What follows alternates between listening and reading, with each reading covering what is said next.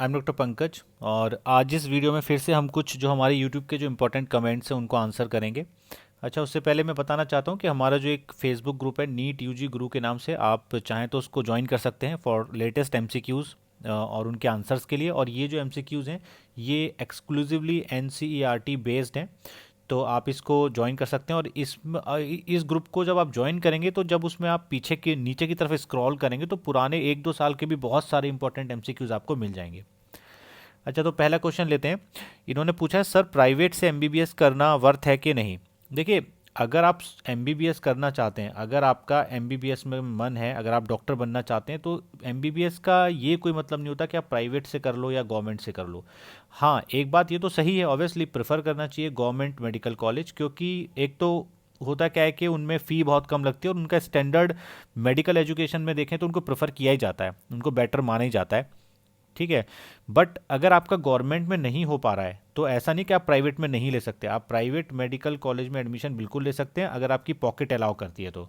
और आपको, अगर आपका सच में मेडिकल में इंटरेस्ट है तो आपको कोई भी रिग्रेट फील नहीं होगा बाद में। सर मुझे ये जानना है कि नीट हिंदी में भी हो सकता है। बिल्कुल, नीट का जो एग्ज़ाम है वो हिंदी में बिल्कुल होता है, आप चाहें तो हिंदी में उसका एग्ज़ाम दे सकते हैं।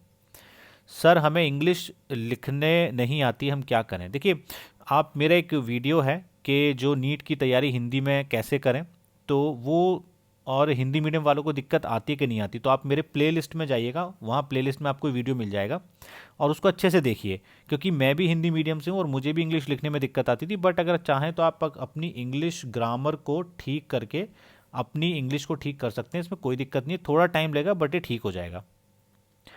सर क्या 23 अच्छा 23 साल, 23 एज में एमबीबीएस में एंट्री करना वर्थ रहेगा। मैं बहुत डिप्रेस हूँ एज को लेकर। तो सबसे पहले तो आपको ये बताना पड़ेगा कि आपकी एज, चलिए 23 है आपने बोल दिया, अब ये देखना है कि क्या आपने अभी नीट की तैयारी शुरू की है या आपका जो नीट में सिलेक्शन हो चुका है। ओके। अगर आपका नीट में सिलेक्शन हो चुका है फिर तो कोई मतलब ही नहीं है, फिर तो चाहे भगवान भी भगवान भी अगर नीचे उतर के आपको रोकेंगे ना कि आप एमबीबीएस मत करो, तब भी आप करोगे क्योंकि आपका सिलेक्शन हो चुका है। दुनिया में कोई भी ऐसा बेवकूफ़ इंसान नहीं मिलेगा आपको जो मना करेगा कि आपका सिलेक्शन के बाद आप नीट ज्वाइन मत कीजिए, चाहे आपकी एज कुछ भी हो। हाँ, बट अगर आप 23 की एज में नीट की तैयारी शुरू कर रहे हैं तो फिर एक इम्पॉर्टेंट बात है, क्योंकि 23 की एज तक पहले आप कर क्या रहे थे और आपका अब आगे के प्लान्स क्या हैं, आपको क्या पता 1-2 साल नीट निकालने में ही लग जाए, तब एक एज फैक्टर काम करेगा। तो आपको, आप ये मुझे ये बताइए कि आप असली में आपका नीट निकल चुका है या फिर नहीं निकला है। बट एक बात मैं आपको बोल देना चाह रहा हूँ कि अगर नीट में सिलेक्शन हो गया है तो एज कोई मैटर नहीं करती। हाँ, हो सकता है कि आपके साथ जो बच्चे आएंगे वो 17 या 18 साल के होंगे, बट काफ़ी सारे ऐसे होंगे कि मिक्स होता है, 20 साल का भी होता है, कोई 21 का होता है, तो आपको कोई बहुत दिक्कत नहीं आएगी। और आपको, आप ये देखिए, जिन लोगों की एज ज़्यादा है ना, आप मेरे पुराने वीडियोज़ देखिएगा, मैं बोलता हूँ उनकी समस्या वो खुद होते हैं, वो उनको खुद ही के अंदर इन्फिनिटी कॉम्प्लेक्स होता है। आप अरे गर्व से रहिए, आपने नीट निकाला है और उसकी इज्जत कीजिए, कोई दिक्कत नहीं आएगी, लोग आपको रिस्पेक्ट ही देंगे। सर नीट 22 यूजी स्कोर 615 है, जनरल फीमेल हरियाणा से, एमबीबीएस के बाद पीजी करना हो तो कॉलेज प्रेफरेंस क्या करें। देखिए, एमबीबीएस के बाद पीजी करना है या नहीं करना इससे कोई मतलब नहीं है, इसका यूजी से, इसका जो एमबीबीएस है उससे कोई लेना देना खास है नहीं।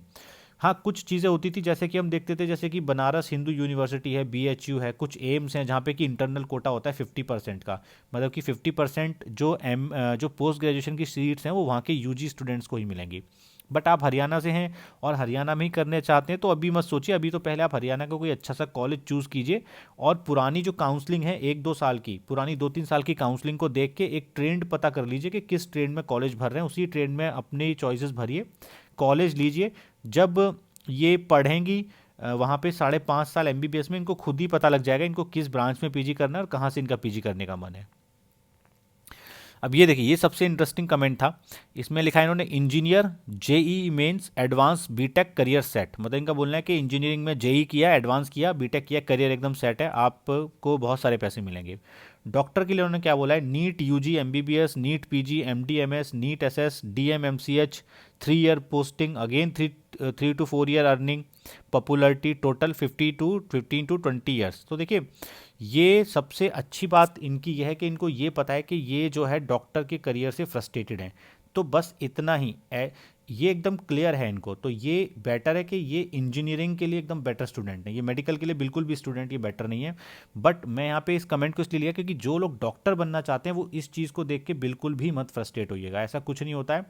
पढ़ाई इंसान करता ही रहता है, वो तो चलती रहती है। जहाँ तक पैसे की बात है, तो जितना आप इंजीनियरिंग में कमाना शुरू करते हैं शुरू में, तो 4 से 5 साल के बाद, तो आप जब पोस्ट ग्रेजुएशन ज्वाइन करते हैं एमबीबीएस में, तो वहाँ भी आपको पैसा मिलना शुरू हो जाता है। जब मैं पीजी कर रहा था तो मुझे 65,000 पर मंथ मिलना शुरू हो गया था पोस्ट ग्रेजुएशन में ही। इवन इंटर्नशिप में ही मिलना शुरू हो जाता है 15 से 30 हज़ार, वेरी करता है स्टेट के हिसाब से, पर पैसा मिलना शुरू हो जाता है। तो पैसे को लेकर तो आप टेंशन बहुत ज़्यादा मत लीजिएगा, क्योंकि अगर कुछ आईआईटीएंस की कुछ जो टॉप के आईआईटी कॉलेजेस हैं उनको छोड़ दिया जाए, तो बाकी के जो बीटेक के जो कॉलेज हैं उन सब की सैलरी एमबीबीएस से हमेशा ही कम है और कम रहेगी भी, उसमें कोई डाउट ही नहीं है। और मैं तो हमेशा ही बोलता हूँ कि इन दो करियर के अंदर ना कभी भी कंपैरिजन नहीं करना चाहिए, हमेशा चॉइस के बेसिस पे लेना चाहिए, आपको किस में इंटरेस्ट है।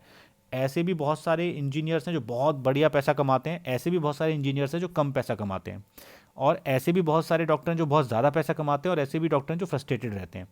तो हाँ, एक बात मैं बोलना चाहूँगा कि मेडिकल साइंस में यह है कि जो फ्रस्टू डॉक्टर भी होगा ना, वो भी कम से कम 1.5-2 लाख रुपए कमा रहा होगा, इसमें कोई डाउट नहीं है, वो भी ये सब जानते हैं।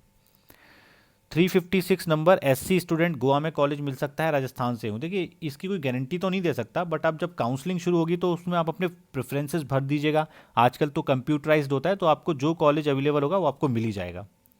सर अगर नीट नहीं करें तो एमबीबीएस नहीं कर सकते? बिल्कुल, अगर आपने नीट क्लियर नहीं किया है तो आप एमबीबीएस नहीं कर सकते। तो सर जॉब की गारंटी है कि मिलेगी पक्का रूरल सर्विस बॉन्ड? इन्होंने बोला है कि जो एमबीबीएस में जो कुछ स्टेट के अंदर जो रूरल सर्विस बॉन्ड लगाया उसमें जॉब मिलेगी कि नहीं मिलेगी। देखिए होता क्या है, सर्विस बॉन्ड में ये होता है कि या तो गवर्नमेंट आपको जॉब दे, और ज़्यादातर अगर आप बॉन्ड को डिटेल में पढ़ेंगे तो वहाँ आप देखेंगे अगर ज़्यादातर का रूल ये कि अगर 6 मंथ तक वो आपको जॉब नहीं दे पाए तो आप बॉन्ड से फ्री माने जाते हैं। मोस्ट ऑफ द केसेस में यही होता है। बट देखा गया है कि जॉब तो मिल ही जाती है, और जब जॉब नहीं मिलेगी तो बेटर है ना, अगर आपको वो लोग जॉब दे ही नहीं पाए तो बढ़िया है, फिर तो आप छोड़ दो, आपका बॉन्ड ही खत्म हो जाएगा, फिर आपकी जो इच्छा है वो करो, कहीं भी जाके जॉब कर लो फिर प्राइवेट में। सर आप नीट हिंदी मीडियम से निकाले थे या इंग्लिश मीडियम से? देखिए मैंने जो नीट है मैंने आपको बता दिया था, मेरी पुराने वीडियोस देख लो कि पहले मैं तो हिंदी मीडियम से था, पर मैं काफ़ी सारी इंग्लिश की बुक्स भी पढ़ता रहता था। तो मैंने जो मेरे एग्ज़ाम में प्री था और मेंस था, मेरे टाइम में प्री और मेंस दोनों एग्ज़ाम थे, तो मैं क्या करता था, हमारे में जो पेपर आता था उसमें एक तरफ इंग्लिश में लिखा होता था, दूसरी तरफ हिंदी में। तो मैं ऐसे, मेरी अब धीरे धीरे इंग्लिश पढ़ के आदत इंग्लिश पढ़ने की हो गई थी, पर मैं अगर कभी कभी नहीं समझ पाई इंग्लिश तो बगल में हिंदी भी पढ़ लिया करता था उसकी। और जो मेरा रिटन एग्ज़ाम था वो मैंने लिखा था हिंदी और इंग्लिश मिक्स करके, ठीक है। तो जैसे कि क्या बोला, जैसे बोले कि सेल का आकार क्या होता है, तो मैं लिखता था सेल सेल का स्ट्रक्चर क्या होता है, इस तरीके से एक एग्जांपल दे रहा हूँ। तो इस तरीके की चीज़ें मैंने इंग्लिश, जिसको आप बोलें तो इंग्लिश में दिया था। तो बट आप इतना मत कोशिश कीजिए, इतना टेंशन लेने की। मैं हमेशा बोल रहा हूँ आपका जो मीडियम है, सपोज करो आप हिंदी मीडियम से हो तो आप हिंदी में ही तैयारी करो, बेटर रहेगा। उसके बाद ये टेंशन मतलब एमबीबीएस में क्या दिक्कत आएगी, एमबीबीएस में आपकी इंग्लिश अपने आप इंप्रूव हो जाएगी, आप मेरे पे यकीन करिए। उसके बाद सर अगर एमबीबीएस ना मिला तो बीएएमएस और बीएससी नर्सिंग में लाइफ कैसी होगी, क्या जॉब आसानी से मिल जाएगी? देखिए बीएएमएस जो होता है और जो नर्सिंग होती है, मैं दोनों को ही बहुत अच्छा करियर मानता हूँ। अगर आपको एमबीबीएस नहीं मिल पाता है और अगर आप एक मेडिकल साइंस में अपना करियर बनाना चाहते हैं उसके किसी क्षेत्र में, बीएस में भी कोई दिक्कत नहीं आएगी, आप अपनी प्रैक्टिस कर सकते हैं। और वो लोग तो आयुर्वेद के साथ साथ एलोपैथी की भी प्रैक्टिस करते हैं। और जहाँ तक बीएससी नर्सिंग की बात है तो देखिए गवर्नमेंट मेडिकल कॉलेज हमेशा रहेंगे, और बीएससी नर्सिंग एक ऐसा फील्ड है जिसमें काफ़ी ज़्यादा जॉब अपॉर्चुनिटी होती है। इवन गवर्नमेंट सेक्टर में भी काफ़ी ज़्यादा नर्सिंग की पोस्ट होती हैं, तो मुझे नहीं लगता जॉब वाइज इन दोनों में कोई प्रॉब्लम आने वाली है।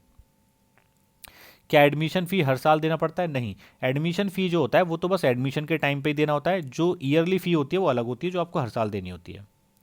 नीट क्रैक करने के लिए कैसे स्टेप बाय स्टेप स्टडी करें? तो देखिए सपोज़ कीजिए अगर आप 10th क्लास में हैं, आपने 10th पास कर ली, अब आप 11th क्लास में आ गए, तो सबसे पहले तो आपको कमांड करनी पड़ेगी एनसीईआरटी की जो बुक है उसके ऊपर। एनसीईआरटी की बुक पे एकदम कमांड कर लीजिए, ठीक है। उसके साथ साथ क्या कीजिए, एक और एमसीक्यूज़ की बुक भी साथ में रखिए।